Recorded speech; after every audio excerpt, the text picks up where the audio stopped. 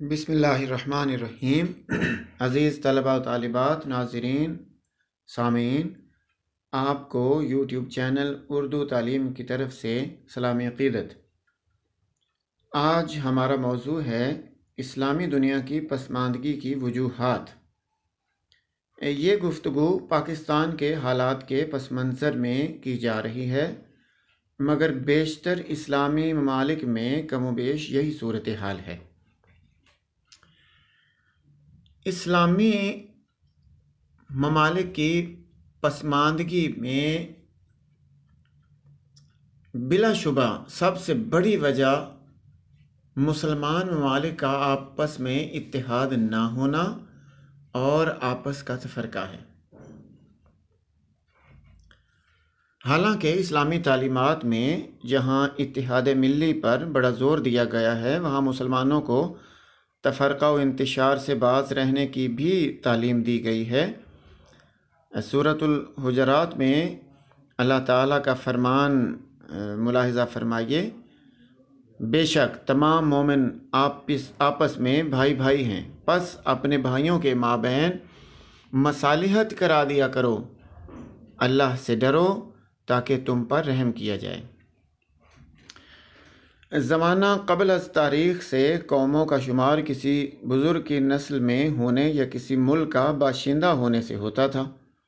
جیسے عدنان کی اولاد آل عدنان کہلائی، اسرائیل یعنی حضرت یعقوب علیہ السلام کی اولاد بنو اسرائیل، نزیر کی بنو نزیر، قریظہ کی بنو قریظہ، یمن کے باشندے یمنی کہلائے، شام کے شامی، مصر کے مصری وغیرہ۔ نبی آخر الزماں حضرت محمد الرسول اللہ صلی اللہ علیہ وآلہ وسلم نے آ کر اس تفرقہ قومی کو جو محض دنیاوی اعتبار سے تھا یکسر مٹا دیا اور ایک روحانی رشتہ قائم کیا۔ یہ رشتہ اسلام کا رشتہ تھا۔ اس روحانی رشتے کے سامنے نسلی، ملکی اور قومی تفاخر کے تمام رشتے نیست و نابود ہو گئے اور ایک خدائی قومی رشتہ قائم ہو گیا جو تمام رشتوں سے افضل تھا۔ یعنی اسلام کسی سے نہیں پوچھتا کہ وہ ترک ہے یا تاجک، ایرانی ہے، تورانی ہے یا افغانی، وہ چین کا باشندہ ہے یا منگولیا کا، وہ افریقہ کا رہنے والا ہے یا یورپ کا، وہ پنجاب میں پیدا ہوا یا سندھ میں، وہ کالے رنگ کا ہے یا گورے رنگ کا، بلکہ جس کسی نے کلمہ توحید کو مستحکم کیا وہی ایک قوم بن گیا۔ مسلمانوں کے درمیان یہ بھائی چارہ ایسی مضبوط بنیادوں پر استوار کیا گیا ہے کہ تاریخ عالم میں اس کی مثال نہیں ملتی۔ ہمارے ہاں اس کی مثال ملتی ہے اور وہ ہے مواخات مدینہ۔ تاریخ اسلام کے اوراق ایسے واقعات سے بھرے پڑے ہیں جب ایک مسلمان نے اپنی جان پر کھیل کر دوسرے مسلمان کی جان بچائی اور ایک بھائی نے دوسرے بھائی کی خاطر اپنا سب کچھ قربان کر دیا۔ مگر افسوس اس بات کا ہے کہ آج ہم آپس میں بظاہر تو بھائی کہلاتے ہیں مگر مثل برادران یوسف کے ہیں۔ مسلمانوں میں پیار، الفت، یک دلی اور یکجہتی نہ ہونے کے برابر ہے، جبکہ حسد و عداوت اور بغض و کینہ کا اثر ہر جگہ پایا جاتا ہے۔ شیطان جس نے خدا سے کہا تھا کہ میں ان کو تیری صراط مستقیم سے ضرور ہٹا کر رہوں گا، وہی تو نئے نئے ہیلوں سے چپکے بھائیوں کے درمیان نفاق ڈالنے میں کامیاب ہو جاتا ہے، اور ہم بھی حضرت آدم کی طرح اس کے بہکاوے کو خالص دوستی سمجھ کر دھوکے میں آ جاتے ہیں اور یوں نفاق کا شکار ہو جاتے ہیں۔ حالانکہ خدائے بزرگ و برتر نے تو خود فرما دیا تھا سورہ آل عمران میں، اور تم ان لوگوں کی طرح نہ ہو جانا جو فرقوں میں بٹ گئے اور واضح ہدایت پانے کے بعد پھر اختلافات میں مبتلا ہو گئے۔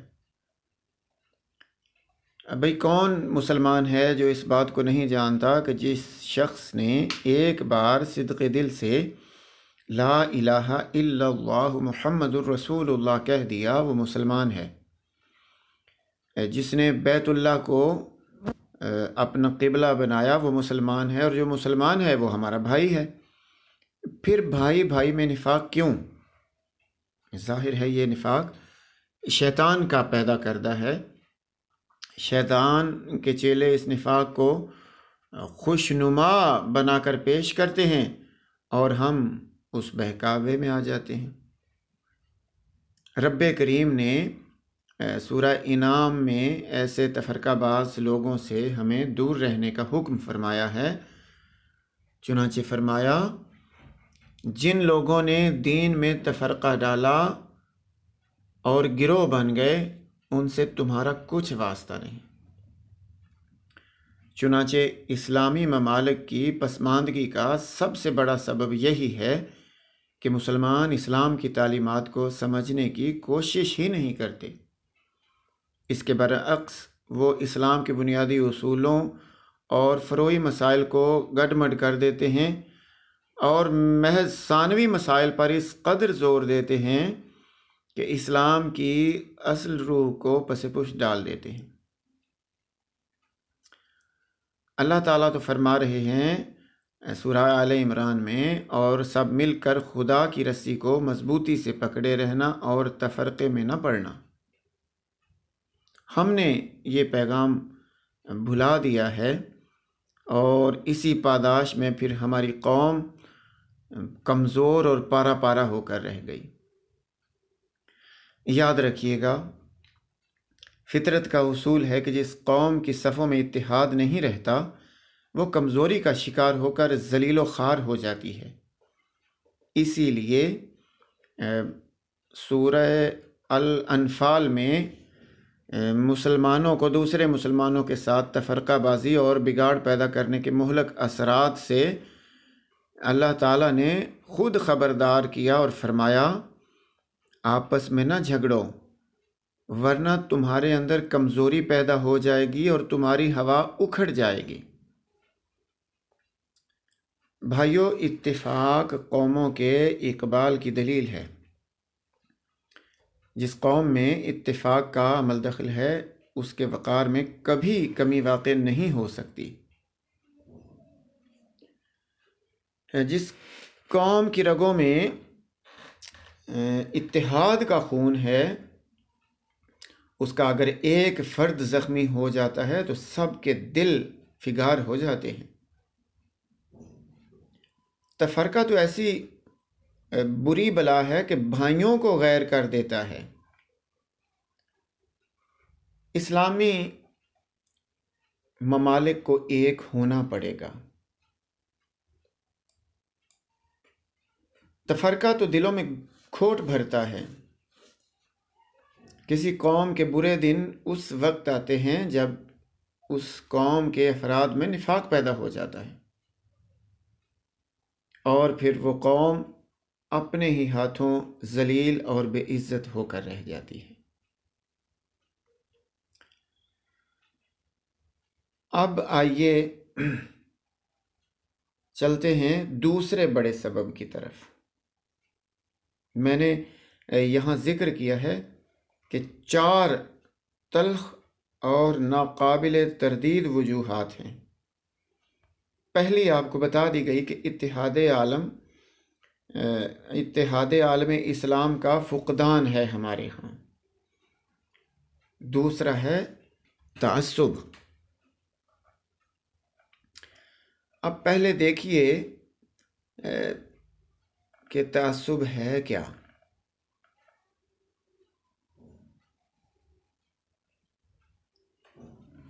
تعصب ہے بے جا طرفداری۔ اب میں تھوڑا سا یہ بتاتا جاؤں کہ تعصب اور تعسف میں کیا فرق ہے۔ تعصب تو ہو گیا بے جا طرفداری اور تعسف ہوتا ہے بے راہ روی۔ ان میں فرق بہت کم ہے۔ دوسروں کی ہر صحیح بات کو بے سوچے سمجھے غلط قرار دینا اور اپنی ہر غلط بات کو بھی صائب سمجھنا یہی تعصب ہے۔ مولانا حالی نے کیا کہا تھا؟ جس کو ایک بار برا جان لیا، عمر بھر پھر اسے اچھا نہ کہا۔ حالانکہ حدیث شریف میں واضح طور پر ارشاد ہوا ہے، حضور صلی اللہ علیہ وسلم نے فرمایا، وہ ہم میں سے نہیں ہے جو عصبیت کی ترغیب دیتا ہے، اور وہ بھی ہم میں سے نہیں ہے جو عصبیت کی بنا پر قتال کرتا ہے اور عصبیت پر مرتا ہے۔ کسی چیز کی محبت تجھے اندھا اور بہرا کر دیتی ہے۔ اسی لیے مولانا حالی نے فرمایا، تعصب کہ ہے دشمن نوع انسان، بھرے گھر کیے سینکڑوں جس نے ویراں۔ مولانا حالی نے اپنی معروف طویل نظم مد و جزر اسلام میں اس بدبخت تعصب کو بڑے ہی دلپذیر انداز میں برا بھلا کہا ہے۔ یعنی خلاصہ یہ ہے کہ ہمارے بیشتر علماء زماں اپنی دھواں دھار تقریروں کی بنیاد بالعموم تعصب پر ہی رکھتے ہیں۔ وہ بڑے اہتمام کے ساتھ ایسی تقریریں کرتے ہیں جن سے تعصب کی بو آتی ہے۔ ان کی تحریروں کا موضوع بھی دانستہ یا نادانستہ یہی کمبخت تعصب ہوتا ہے۔ مسلمانوں کی جنہیں خدا نے ایک دوسرے کا بھائی قرار دیا، تکفیر کرنا ان کا شیوا ہے۔ یعنی یوں سمجھ لیں کہ ایسے علماء نے کفر سازی کے کارخانے کھول رکھے ہیں جہاں وہ بے دھڑک کافر بناتے چلے جاتے ہیں۔ اگر ہمارے عالموں اور ہادیوں سے کوئی شخص بھولے سے کوئی مسئلہ پوچھ لے اور بد نصیبی سے جواب پر شک کرے تو اس کے لیے بالفعل اہل دوزخ کا خطاب تیار ہوتا ہے، اور اگر وہ شخص کسی بات پر اعتراض کرے تو اس کا پھر وہاں سے سلامت لوٹ آنا مشکل ہے۔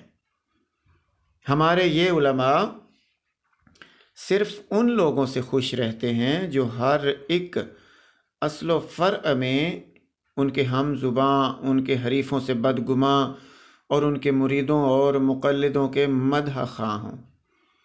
اور اگر کوئی شخص ایسا نہیں کرتا تو وہ سمجھ لیں ان کی درگاہ سے مردود ہو گیا۔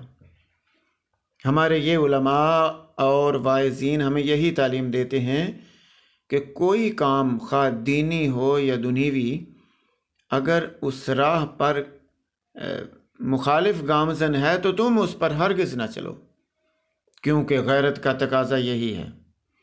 اپنے مخالف کی ہر بات کو بہرحال غلط سمجھو، اگر وہ دن کہے تو اسے رات فرض کرو۔ اگر تم سمجھتے ہو کہ مخالف راہ راست پر ہے تو تم پھر بھی سیدھی راہ سے کترا کے نکل جاؤ۔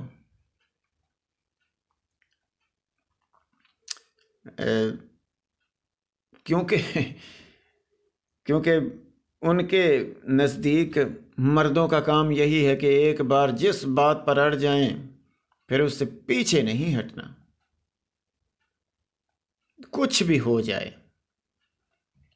حال ہی آگے چل کر فرماتے ہیں کہ کاش یہ لوگ سمجھیں کہ دین کیا ہے اور یہ لوگ دین کے معاملے میں کیا وتیرہ اختیار کیے ہوئے ہیں۔ سبحان اللہ، جب نبی کریم صلی اللہ علیہ وسلم نے خود فرما دیا کہ دین آسان ہے تو انہیں کیا حق پہنچتا ہے کہ وہ دین کو دشوار اور ناقابل فہم بنا کر پیش کریں۔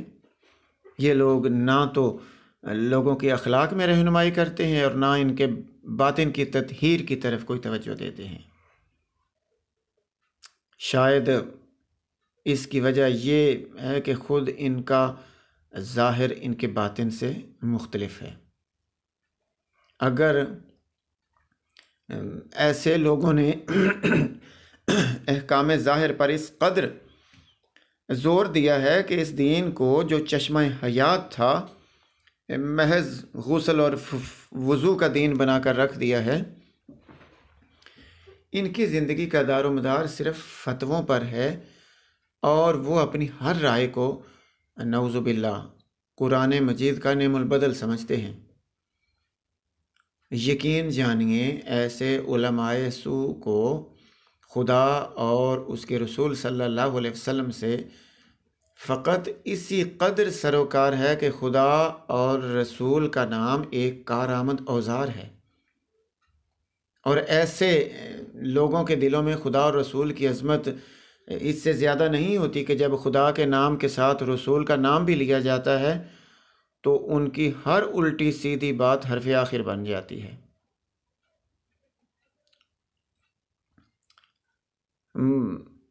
یہاں قابل افسوس بات ہے کہ ایسے لوگ دین جس سے دنیا میں توحید پھیلی اور زمین و آسمان سے حق جلوہ گر ہوا اور جس سے وہم و گمان میں شرک باقی نہ رہا،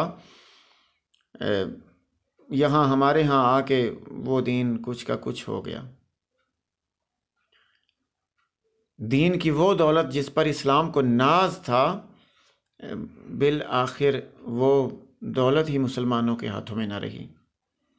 اے کاش خدا اور اس کے رسول کی ہدایت کے بموجب ایک دوسرے کو اپنا بھائی سمجھیں، تاکہ ہمیں خدائے بزرگ و برتر کی مدد حاصل رہے اور مسلمان جو اپنی ذلت کی طرف جا رہے ہیں اقوام عالم میں اپنا کھویا ہوا مقام دوبارہ حاصل کر لیں۔ لیکن یہ اسی وقت ممکن ہے کہ جب ہمارے دلوں میں نئے سرے سے حضرت ابو بکر صدیق کا سوز، حضرت علی کرم اللہ وجہہ کی مہر و وفا، حضرت ابو ذر غفاری کا فقر اور حضرت سلمان فارسی کا صدق راسخ ہو جائے۔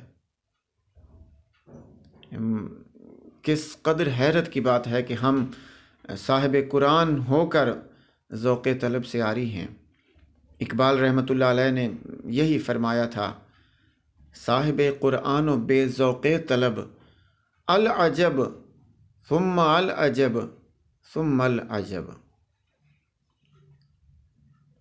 ہماری جو اگلی وجہ ہے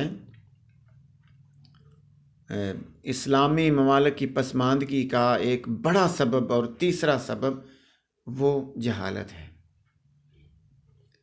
جہالت کے کیا معنی ہیں؟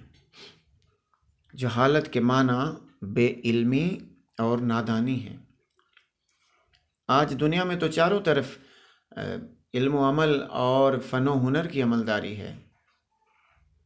جنہیں دنیا میں باعزت طریقے سے رہنا ہے انہیں خوب معلوم ہے کہ اس زمانے میں جہالت ذلت و خواری ہے۔ مذاہب کی بات لیجئے، عیسائیت کی بنیاد محبت پر ہے، دین موسوی کی بنیاد قانون پر ہے، لیکن اسلام کی تو بنیاد ہی علم پر ہے۔ ہمارے اسلاف کا چار دانگ عالم میں اسی بنا پہ شہرت تھا کہ وہ علم و دانش میں یکتائے زمانہ تھے اور علم کے حصول میں کوئی کسر اٹھا نہ رکھتے تھے، کیونکہ حضور صلی اللہ علیہ وسلم نے بھی فرمایا، علم و حکمت تو مومن کا گمشدہ خزانہ ہے، اس کے حصول میں سعی کرو۔ ایک جگہ فرمایا، اطلب العلم من المہد الی اللحد، مہد سے لے کر لحد تک علم حاصل کرو۔ پھر فرمایا، علم کا حصول ہر مسلمان خواہ مرد ہے عورت ہے ان پہ فرض ہے۔ اللہ اکبر۔ آج زمانہ اس سے بھی آگے بڑھ گیا۔ وہ دن گئے جب علم و ہنر انسان کا زیور تھا، اب تو خود زندگی کا انحصار علم و دانش پر ہے۔ آج وہ دور ہے کہ بنی آدم ترقی کی طرف مائل ہے، روز افزوں مائل ہے۔ جو آج ایک کام اعلیٰ ہے تو کل اعلیٰ تر ہے، کسی کو بھی ایک حالت میں قرار نہیں۔ جو علم و دانش سے بھاگیں گے ان کا نام تک مٹ جائے گا۔ لیکن افسوس کے ساتھ کہنا پڑتا ہے کہ اس ضمن میں قرآن اور احادیث کے واضح احکام کے باوجود ہمارے ہاں کا تعلیمی نظام سب سے گیا گزرا ہے۔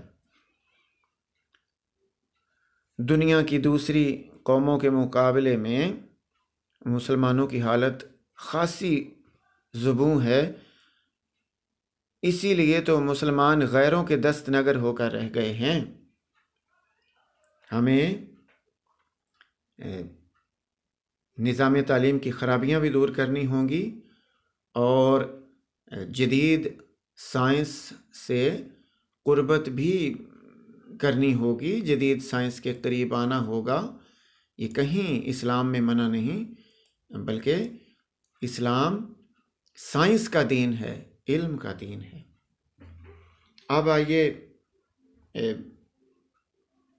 اس کی چوتھی اور ہماری آج کی آخری تلخ حقیقت کی طرف، اس تلخ وجہ کی طرف جو اسلامی ممالک کی پسماندگی کا باعث ہے، اور وہ ہے ہمارا تحریف شدہ اسلام۔ یاد رکھیے، کسی بھی ملت کی حقیقی مضبوطی اس کے نسب العین کو محکم کرنے میں ہے، مضبوط کرنے میں ہے، اور امت محمدیہ کا نسب العین ہے کیا؟ وہ ہے حفظ و نشر توحید، توحید کی حفاظت کرنا اور اسے نشر کرنا۔ جبکہ ملت اسلامیہ کی سیرت کی پختگی کیا ہے؟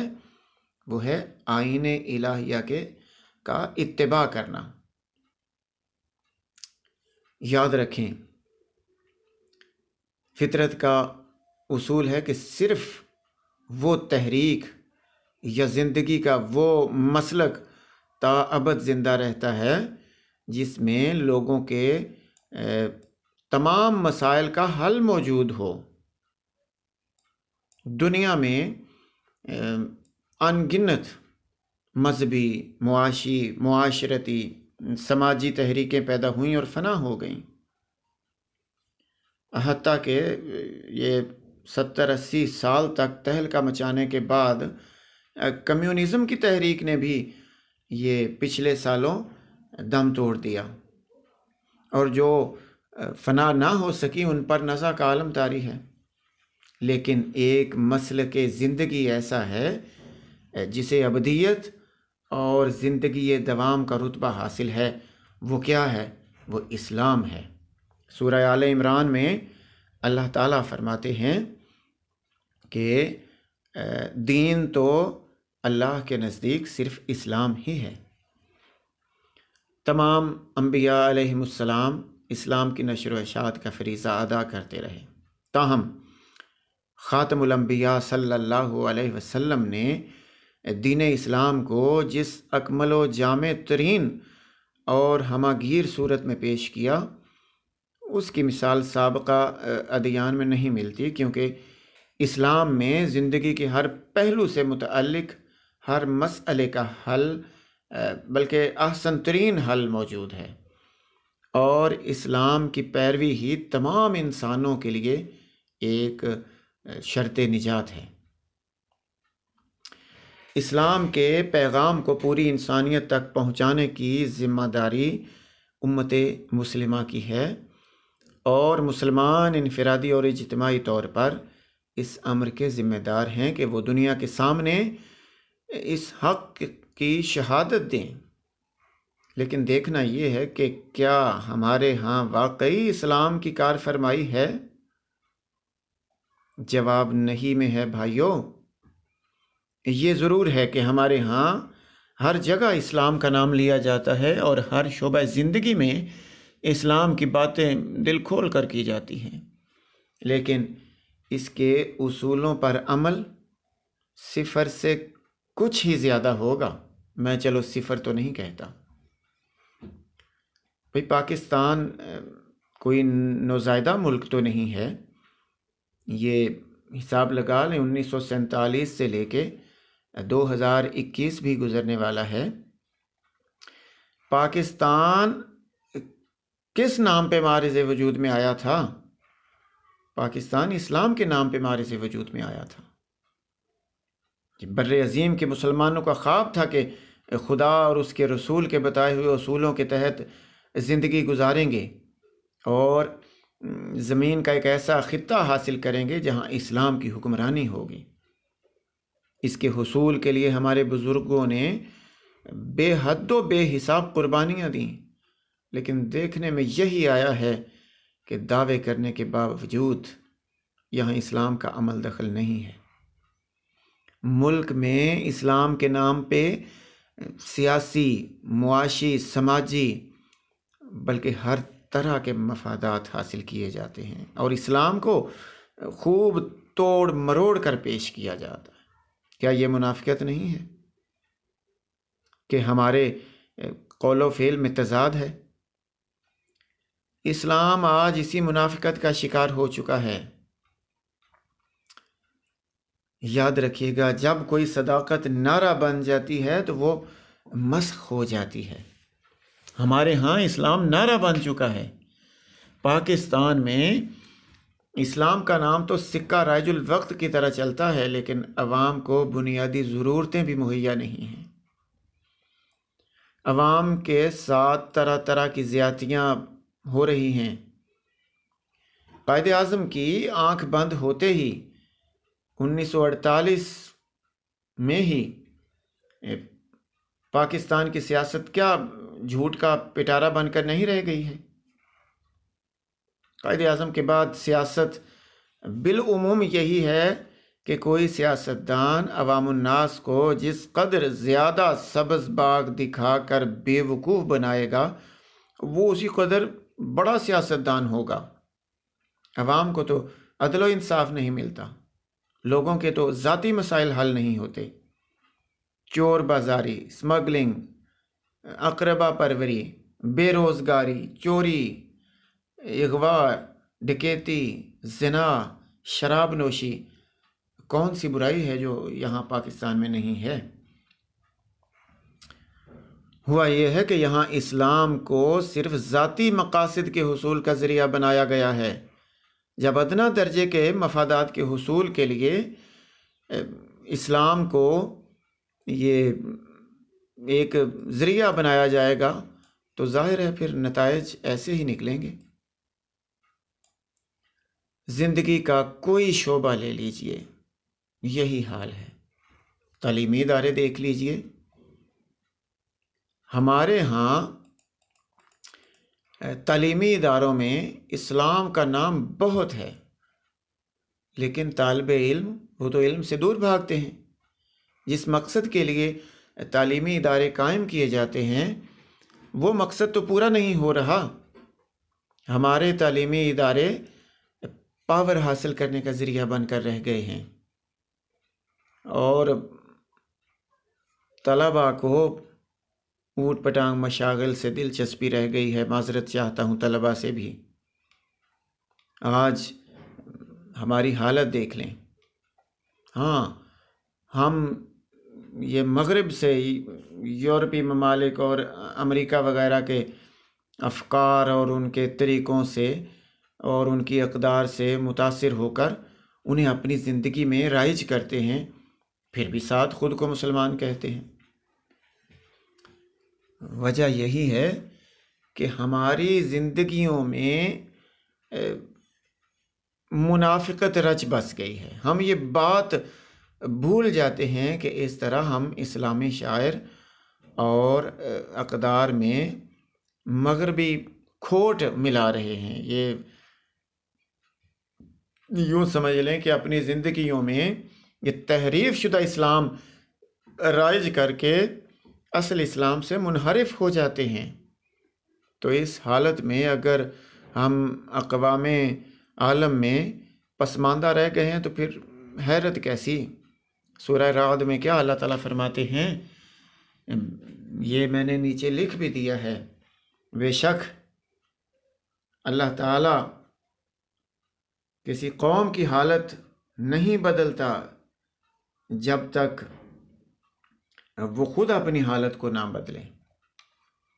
جسے مولانا ظفر علی خان نے بلیغ انداز میں نظم کیا. کہا خدا نے آج تک اس قوم کی حالت نہیں بدلی، نہ ہو جس کو خیال آپ اپنی حالت کے بدلنے کا. یہ بات زندگی کے اجتماعی اور انفرادی دونوں پہلوؤں پر حاوی ہے. ہمیں اسی صداقت کو ہر آن مد نظر رکھنا پڑے گا، خاص طور پر اس وقت جب کہ مغرب اپنی مادہ پرستی سے بیزار ہو کر مشرق کے سینے سے حرارت تلاش کر رہا ہے. اسلامی ممالک میں ہر ایسی کوشش جس کا مقصد افراد اور قوم کی نگاہ کو جغرافیائی حدود سے بالا تر ہو کر ان میں ایک صحیح اور قومی اسلامی سیرت کی تجدید ہو، یہی قابل احترام ہے. تو گزارش یہی ہے کہ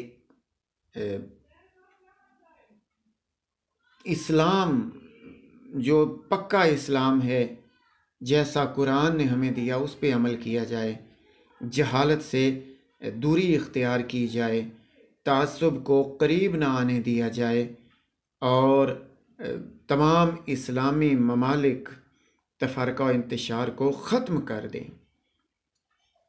یہی ہمارا آج کا پیغام ہے اردو تعلیم کی طرف سے. اس پہ عمل پیرا ہوں گے تو ہم ترقی یافتہ قوم بن سکتے ہیں. وما علینا الا البلاغ.